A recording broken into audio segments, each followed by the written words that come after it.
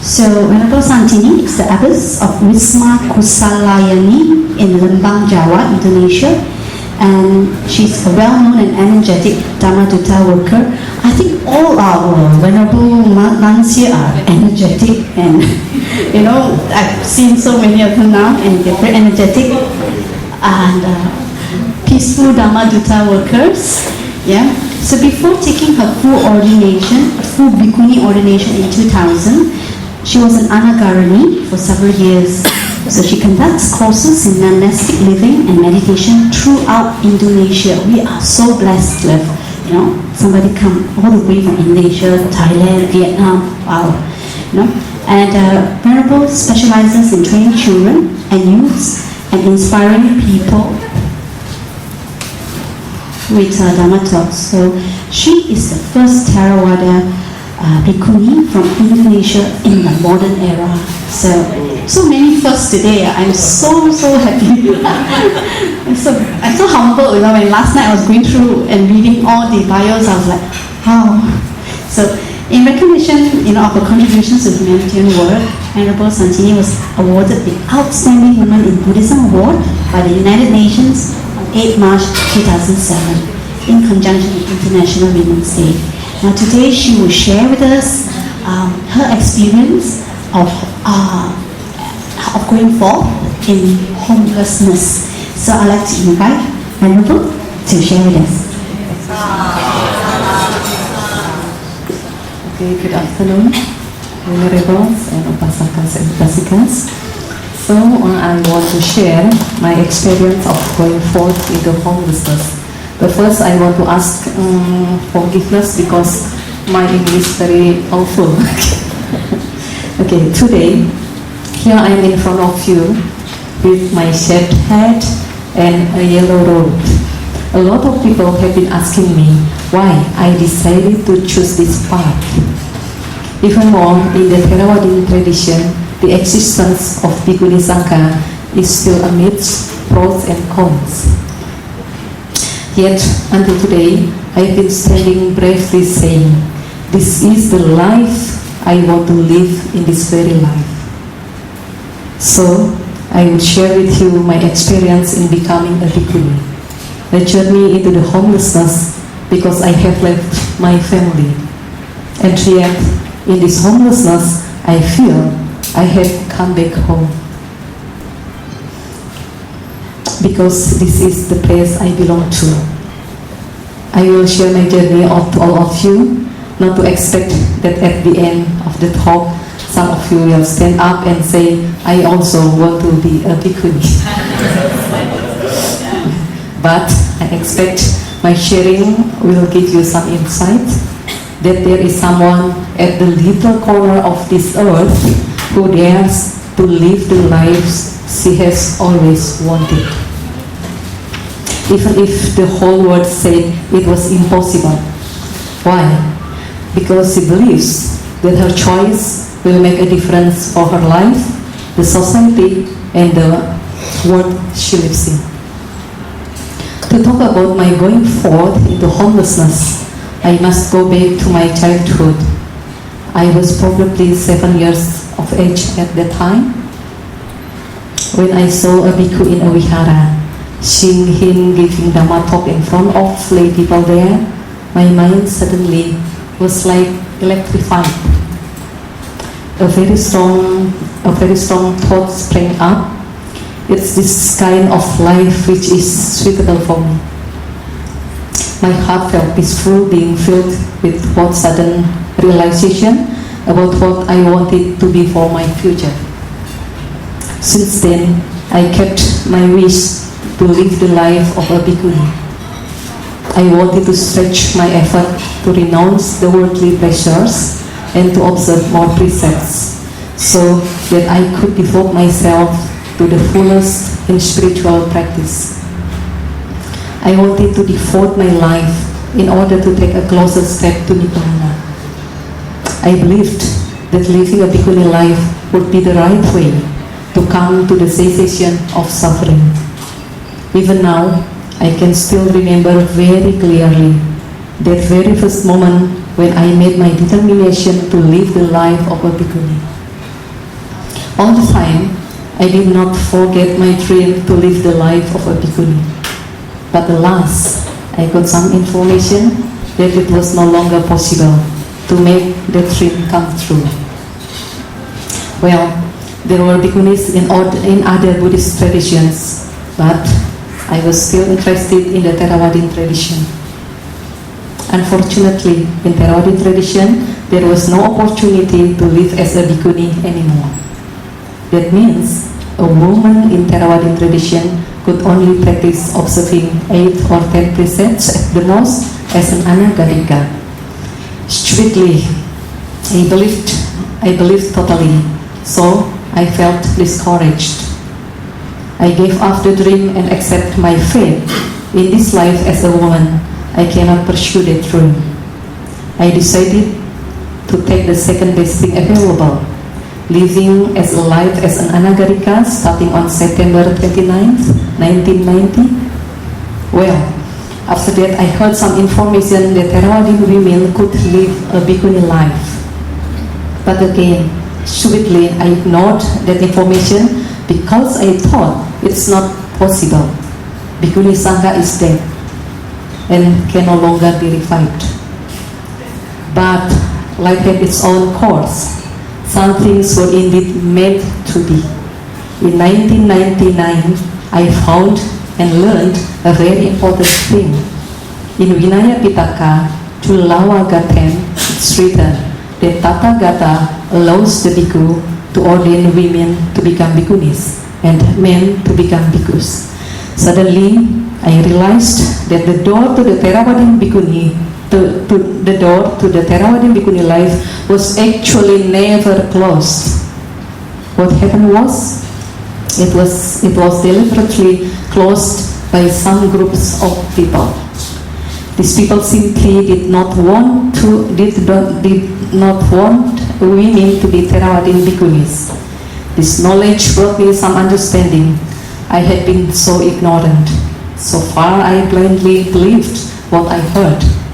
Now my heart was full of joy. I saw an opportunity, and this time I was determined to pursue it. In January 2000, a devotee took me and a friend to Sri Lanka to see some bhikkhunis there.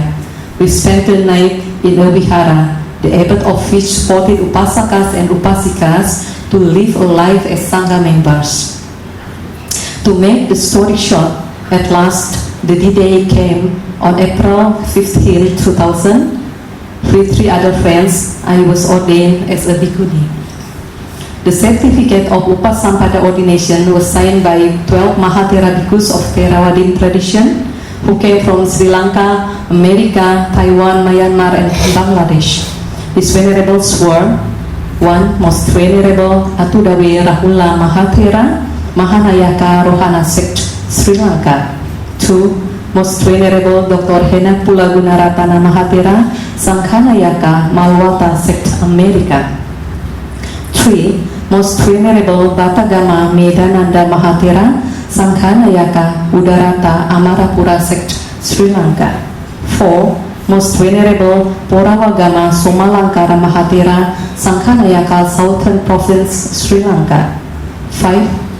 Most Venerable Bodhagama Chandima Mahathera, Sanghanayaka Taiwan. Most Venerable Kumbukwewe Panyakitti Mahathera. 7. Most Venerable Ambampola Silaratana Mahathera. 8. Most Venerable Ratwita Vimalajoti Mahathera.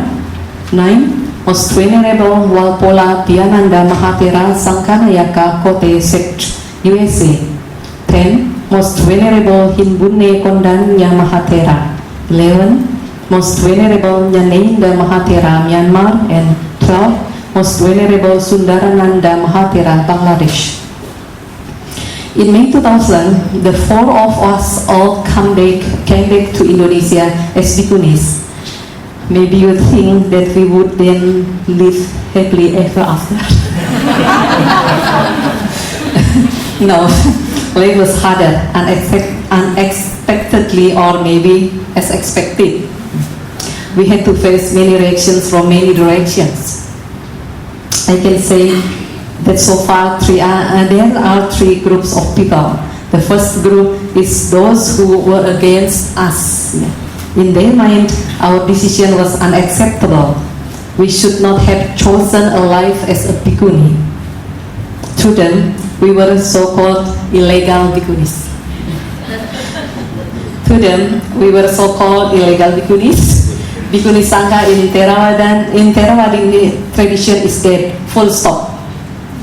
They try to discourage us and they influence others to oppose us. Our activities were considered illegal also. Although actually we had many useful programs, but Dhamma always helps. In spite of their negative influence, we can still conduct various Dhamma activities. Some were happy to have us a bhikkhunis. Theravada Bhikkhuni Sangha should live again. We are ready to support Theravada Bhikkhunis. Thank you for daring to become Theravada Bhikkhunis. Then, when the Indonesian government acknowledged our existence on January 1st, 2006, many people, men and women cried. After more than 1,000 years, now we have Theravada Bhikkhunis. Some were neutral. They did not want to be in the wrong place. Supporting us would mean opposing the other party who were strongly against us. So they chose to play safely. Yeah. We faced all reaction calmly, knowing that everybody had the right to have opinions, and knowing that we had important things to do. Instead of responding to the provocation, we preferred to concentrate on doing good for others. Here are some of our activities.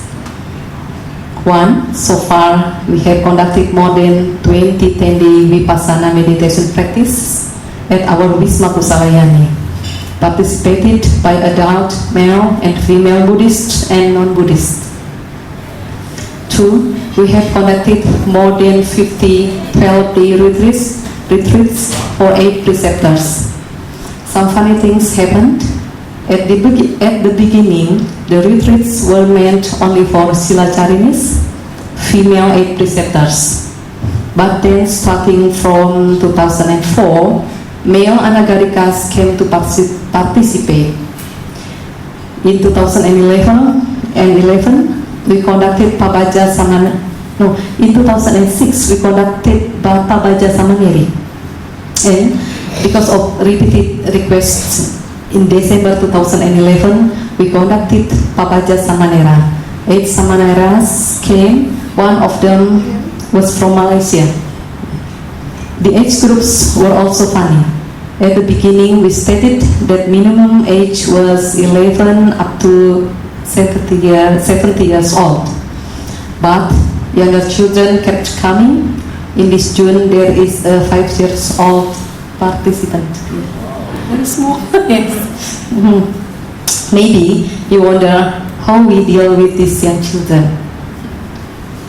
We give them kind time. Yes, for the young children, yes, we give them kind time for 15 minutes every 2 days. So they should make register first. Yeah, who want to try to make register first? Every 2 days. Yes. So you also can make register now. Okay, and we are happy with the schedule. 3. We publish Dhamma books and magazines. 4. We release Dhamma talk, audio, video CDs. We organize social activities to help Buddhists and non-Buddhists and give Dana to help the needy. 6. We give community services such as Dhamma talk shows among Buddhists and non-Buddhists. We can do in Indonesia. Yeah. Consultation to Buddhists and non-Buddhists. So many people from non-Buddhists also come to us. Yeah, ask many things. Okay. Visiting sick people, giving dana, reciting parita for various events like birth, death, pregnancy, moving to a new house, birthday, etc. I do not want to waste this wonderful opportunity being born as a human being. I I want to make the best of it. I strongly believe that every being has the right to choose the life. My life should be determined by me because I live my life and I die my death. Others cannot live and die for me, and I cannot live and die for others. Everyone has to go through life and death on their own. I have also learned not to believe blindly. Just like what the Buddhas advise us in the famous Kalama Sutta. And I don't want others to control my life. I don't want to waste my time and my life by living on others' wishes and opinions. I must make the best use of my time and my life by doing things which are important and meaningful, leaving aside things which do not bring me closer to my goal. I had my very good reasons to be ordained. If I hadn't, I would not have done it even if I had had supporters. In the same way, I would do something even if others opposed me. If I knew, I would do the right thing. Each of us might have different goals for our lives. The goal might be small, might be big. Whatever goals we have, we will face challenges in this life. But a little effort will bring us one step closer to our goals. Now that I am a bhikkhuni, I still have a long journey to live, to develop myself and at the same time to help others develop as well. My being a bhikkhuni does not need recognition from others, so I do not ask for recognition. But I believed that because we are in the right track in Dhamma, of course, automatically the Theravada Bhikkhunis will get recognition from people who understand the wonderful fact that after more than 1,000 years, now Theravada Bhikkhuni Sangha is born again. Even this moment, I believe we have got recognition, especially from people in this room. Even several monks think that Theravada Bhikkhuni Sangha should exist to work hand in hand with Theravada Bhikkhu Sangha. I am just fully aware that I will live this life to the fullest as a bhikkhuni for the sake of my effort to attain liberation and for the benefit for all beings. Of course, there are problems ahead, so much to do and so little time. What I have to do is facing everything mindfully, doing the best I can. After all, life is anicca, impermanent. But this very life as a human being should be used as a ladder to climb higher. Nibbana is still so far away. I feel blessed to be in very good conditions to come in contact with Dhamma. And I am really thankful to my teachers, friends, supporters, family, all beings who have helped me, and also to those who opposed my choice, because through them I learned to be wiser. Let us all strive to do the best way we can, whatever we are, wherever we are. Again, Nibbana is still so far away. May all beings be happy. Thank you.